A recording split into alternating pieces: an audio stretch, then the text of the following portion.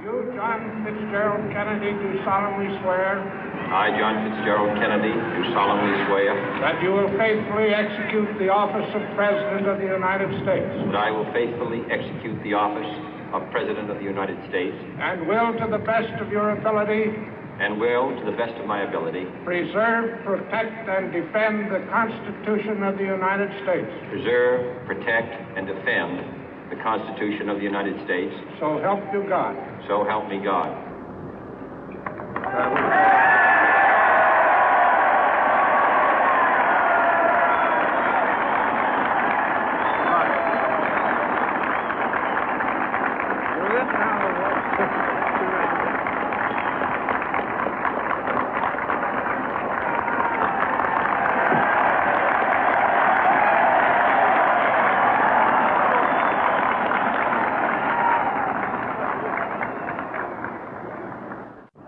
Vice President Johnson, Mr. Speaker, Mr. Chief Justice, President Eisenhower, Vice President Nixon, President Truman, Reverend clergy, fellow citizens.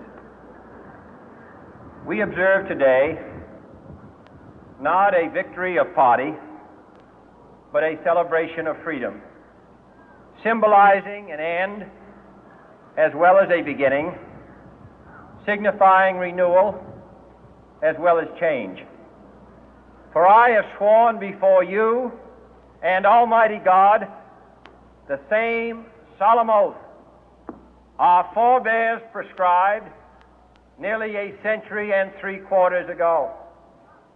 The world is very different now, for man holds in his mortal hands the power to abolish all forms of human poverty and all forms of human life.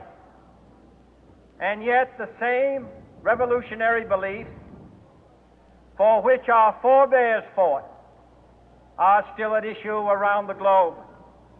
The belief that the rights of man come not from the generosity of the state, but from the hand of God. We dare not forget today that we are the heirs of that first revolution.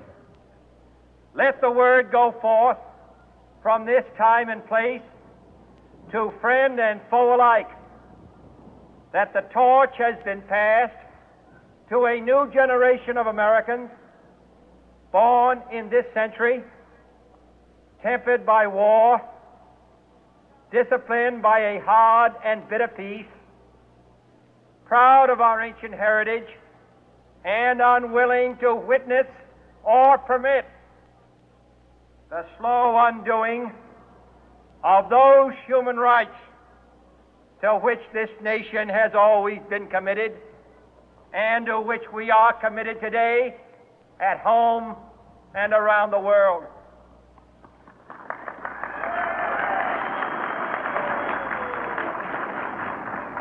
Let every nation know, whether it wishes us well or ill, that we shall pay any price, bear any burden, meet any hardship, support any friend, oppose any foe to assure the survival and the success of liberty.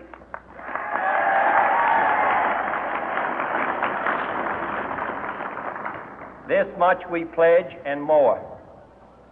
To those old allies whose cultural and spiritual origins we share, we pledge the loyalty of faithful friends.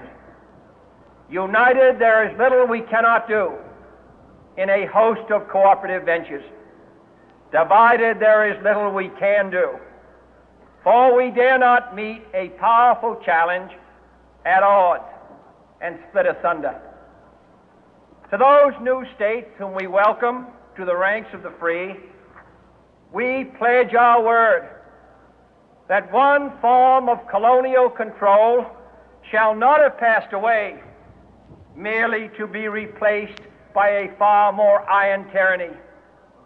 We shall not always expect to find them supporting our view, but we shall always hope to find them strongly supporting their own freedom, and to remember that in the past, those who foolishly sought power by riding the back of the tiger ended up inside.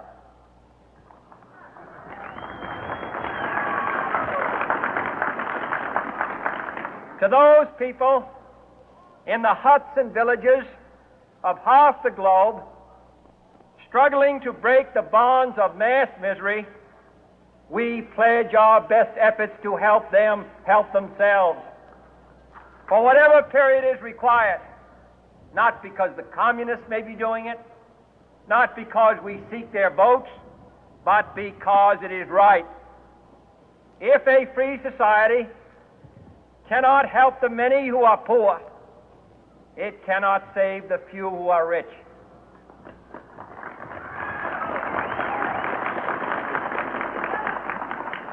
To our sister republics south of our border, we offer a special pledge to convert our good words into good deeds, in a new alliance for progress, to assist free men and free governments in casting off the chains of poverty. But this peaceful revolution of hope cannot become the prey of hostile powers. Let all our neighbors know that we shall join with them to oppose aggression or subversion anywhere in the Americas. And let every other power know that this hemisphere intends to remain the master of its own house.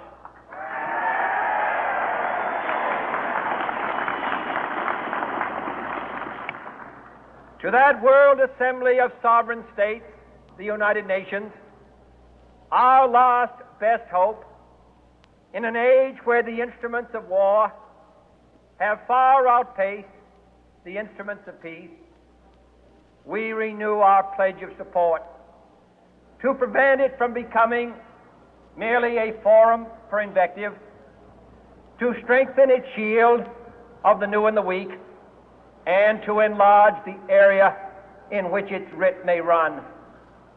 Finally, to those nations who would make themselves our adversary, we offer not a pledge, but a request that both sides begin anew the quest for peace. Before the dark powers of destruction, unleashed by science, engulf all humanity in planned or accidental